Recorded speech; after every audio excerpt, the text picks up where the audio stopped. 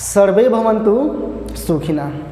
प्यारे सहपाठियों, आज मैं आप सबके लिए टॉपिक लाया हूँ। ध्यान से देखिए, टॉपिक कितना सुंदर है।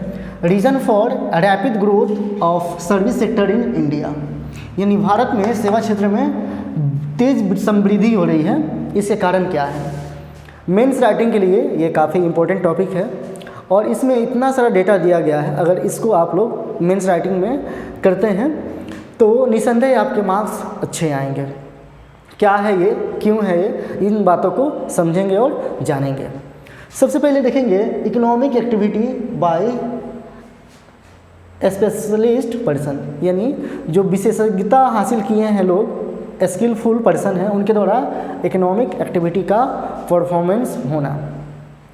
अर्थव्यवस्था में बढ़ोतरी के साथ जो विभिन्न क्षेत्रों में विशिष्टीकरण का महत्वपूर्ण योगदान होता है और किसी आर्थिक गतिविधि के दौरान विभिन्न चरणों में जो कार्य का संपादन होता है वो विशिष्ट योग्यता वाले यानी स्पेशलाइज्ड जो पर्सन है उनके द्वारा, पेशेवर लोगों के द्वारा ये जो काम संपादित कराया जाता है, जिस कारण से सेवा सेक्टर में वृद्धि होती है।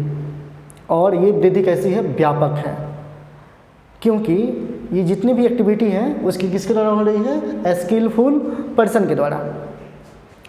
दूसरी बात करेंगे हम लोग डिमांड का बढ़ना। डिमांड का बढ़ना यानी मांग पक्ष में बढ़ोतरी जो हुई है वो सेवा क्षेत्र में वृद्धि का सबब बनी है, कारण बनी है। भारत में क्या होता है, उत्पादन लागत कम होने के कारण विदेशी कंपनियां यहाँ पे आती हैं और अपने कुछ यानी विशेषकर कुछ स्पेशलाइज जो काम होगा उसको यहाँ पे करवाती हैं। जैसे टेक्नोलॉजी सेक्टर में आप लोग देख सकते हैं, हमारे यहाँ विप्रो, इन्फोसिस आदि कंपनियाँ वर्ल्ड वाइड है ना। भारत में कम खर्च में ऐसे काम वो लोग करवाती हैं, जिससे भारत में क्या है, सेवाओं के निर्यात को समुचित क्या होता है, प्रोत्साहन मिलता है। तो ये काफ़ी इम्पोर्टेंट बात हो जाती है कि इससे हम लोग वर्ल्ड वाइड होते हैं और इससे हमारे सेवा सेक्टर को वृद्धि का वो मिलता है, बेनिफिट होता है हम लोगों को। फिर हम लोग देखते हैं एलपीजी कंसेप्ट आता है 1991 में। तो एलपीजी जब कंसेप्ट आता है 1991 में, उसके क्या प्रभाव पढ़ते हैं इस पर, उन बातों को देखते हैं। एलपीजी आने के पहले जब हम लोग आज़ाद हुए थे तो 1947 से 1991 तक का जो पीरियड था वहाँ चीज़ें बहुत अच्छी नहीं थी। अब क्या हो रहा था यहाँ पे, तो India ran on the principle of state interference in labour and financial market. India यहाँ पे स्टेट इंटरफियरेंस प्रिंसिपल पे चल रहा था, किसके लिए, तो लेबर और फाइनेंशियल मार्केट के लिए। अब इसकी वजह से क्या हो रहा था कि इन्फ्लेशन जो रेट था ये काफ़ी बढ़ गया। जहाँ इन्फ्लेशन रेट 6.7% था वो बढ़ करके 16.7% हो गया। तो देखिए 10% लगभग ये इंक्रीमेंट हुआ है। इंक्रीमेंट कितना हुआ है, 10% लगभग, है ना। ये जो 10% था बहुत बड़ा गैप क्रिएट कर दिया हमारे सोसाइटी में और चीज़ें क्या हुई, बैड टू वर्स हो गई, यानी बद से बदतर चीज़ें बन गई। काफ़ी नुकसानदेह हुआ है यहाँ पे।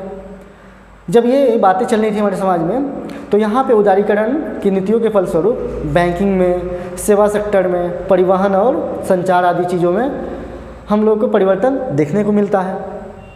अब जब ऐसी चीज़ें हुई तो फिर सर्विस सेक्टर का बूस्ट करना लाजमी था। अब सर्विस सेक्टर फिर बूस्ट हुआ तो किन किन क्षेत्र में कैसे ये बूस्ट हुआ, उन सभी बातों को देखेंगे हम लोग। यानी जब हम लोग यहाँ इकोनॉमिक रिफॉर्म्स किए तो इकोनॉमिक रिफॉर्म्स यानी लिबरलाइजेशन हुआ। जब इकोनॉमिक रिफॉर्म्स में क्या हुआ कि टैरिफ्स और मेड पॉलिसी जो थी लेस कॉन्स्टेनिंग हो गई, यानी यहाँ पे नीतियों में क्या हुआ, लचीलापन आया। जब लचीलापन आया तो चीज़ें सभी के लिए सुलभ हो गई, यानी अब विदेशी कंपनियां यहाँ आकर के आसानी से अपने फॉरेन जो उनके डिपॉजिट्स होते हैं उसको यहाँ लगा करके कम खर्च में चीज़ों को संपादित करवा सकते थे, प्रोडक्शन करवा सकते थे। तो ये फ़ायदा हुआ। दूसरा क्या हुआ कि यहाँ सूचना प्रौद्योगिकी का तो विप्रो और इन्फोसिस का हम लोग देख ही चुका है। फिर यहाँ देखते हैं हम लोग कि गवर्नमेंट जो है प्राइवेटाइजेशन की तरफ मूव की, यानी गवर्नमेंट प्राइवेट इंटाइटी की तरफ मूव की, तो चीज़ें अब आसानी से प्रोड्यूस होने लगी समाज में। अब जब चीज़ें प्रोड्यूस होंगी तो फिर सेवा सेक्टर यहाँ पे क्या करेगा, बूस्ट करेगा।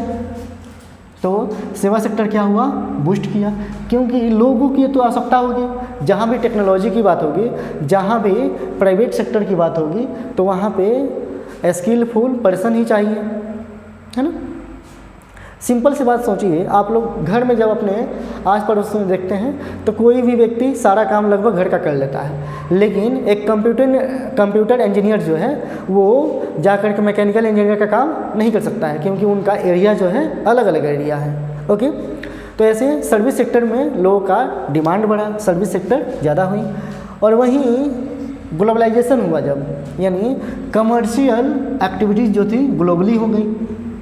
अब कमर्शियल एक्टिविटीज़ ग्लोबली हो गई तो आयात निर्यात करने का संसाधन सभी के पास हो पाया, यानी चीज़ें अब आसानी से वर्ल्ड वाइड बेची जा सकती थी और ख़रीदी जा सकती है। यानी जो चीज़ें सस्ते दामों पे मिलती हैं उसको हम लोग विदेश से खरीद सकते थे, और हमारे यहाँ जो ज़्यादा अच्छी चीज़ें हैं जो हम लोगों को ज़्यादा पैसे प्रोवाइड कर सकती है उसको हम लोग बेच सकते हैं दुनिया के मार्केट में। जैसे मान लीजिए आपके घर में घी प्रोड्यूस होता है, घी बनाते हैं, मम्मी आपकी घी बनाती हैं, घर में 5 लोग हैं और आपके यहाँ बहुत अमाउंट में घी बनता है, तो जो सरप्लस अमाउंट होगा उसको क्यों नहीं हम लोग मार्केट में बेच करके पैसे कमा लें। तो इसलिए ग्लोबलाइजेशन का जो है सही इस्तेमाल हुआ इंडिया में। अब हम लोग देखते हैं कि टेक्नोलॉजी का कैसे इफ़ेक्ट रहा इन सब चीज़ों में।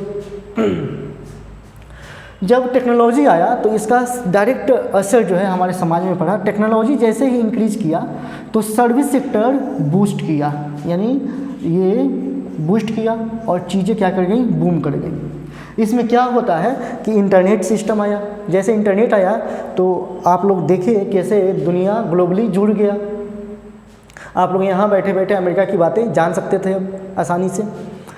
यहाँ पे टेलीकम्युनिकेशन का विकास हुआ, मोबाइल कम्युनिकेशन आया और क्रेडिट कार्ड आ गया। क्रेडिट कार्ड, कैशलेस कार्ड जब आया तो ये चीज़ें और फास्ट होने लगी। जैसे मान लीजिए आपको 50 लाख का काम है और यहाँ से कुछ दूर जाना है, तो 50 लाख ले जाने में आपको काफ़ी कठिनाइयों का परेशानी करना पड़ सकता है, क्योंकि हो सकता है कि आपके साथ कहीं पे चोरी चमारी हो जाए। और आप एक सिर्फ कार्ड रख सकते हैं, क्रेडिट कार्ड, किसी को नहीं पता है आपके पास क्या है ना, वो तो पर्स में आ जाएगा आसानी से। तो ये चीज़ें कैसे दुनिया में एक चेंज लाई, परिवर्तन लाई, आमूलचूल परिवर्तन लाई। और वहीं ATMs भी आया, तो ATMs के आने के कारण अब हम घंटों लाइन में नहीं लग सकते थे, आसानी से अपने काम को कर सकते थे। तो ये सभी जो चीज़ है, ये सब आने से क्या हुआ, हमारे समाज में आमूलचूल परिवर्तन हुआ और सर्विस सेक्टर और उन्मुक्त हुई और अच्छी हुई। वहीं औद्योगिक समृद्धि की बात करें, यानी इंडस्ट्रियल की बात करें, तो जब ये चीज़ें आई इंडस्ट्री के, तो ये भी इस सकारात्मक प्रभाव हमारे समाज में देखने को मिला। वहीं दूसरी ओर सेवा क्षेत्र की जो निरंतर वृद्धि हो रही थी, सर्विस सेक्टर की वृद्धि हो रही थी, तो देखिए इंडस्ट्री ग्रोथ किया तो सर्विस सेक्टर भी क्या हुआ, फिर से यहाँ पे बूस्ट किया। और ये दोनों एक दूसरे से वाइस वर्सा से रिलेशन है इन दोनों का, यानी अगर ये वृद्धि करेगी तो ये भी वृद्धि करेगी, अगर ये वृद्धि होगा तो ये भी बूस्ट करेगा। तो यहाँ पे हम लोगों ने देखा कैसे ये जो औद्योगिक क्षेत्र का पारस्परिक निर्भरता है, इसको वाइस वर्सा को हिंदी में क्या कहते हैं, पारस्परिक, यानी अनुनाश्रय जो संबंध होता है उसको कहते हैं। ये हमारी अर्थव्यवस्था के लिए लाभदायक सिद्ध हुई। लाइट कट चुका है और ऑलमोस्ट हम लोगों ने चीज़ें कंप्लीट कर चुकी हैं। तो चलिए यहीं पे हम लोग अपने लेक्चर को कंप्लीट करते हैं।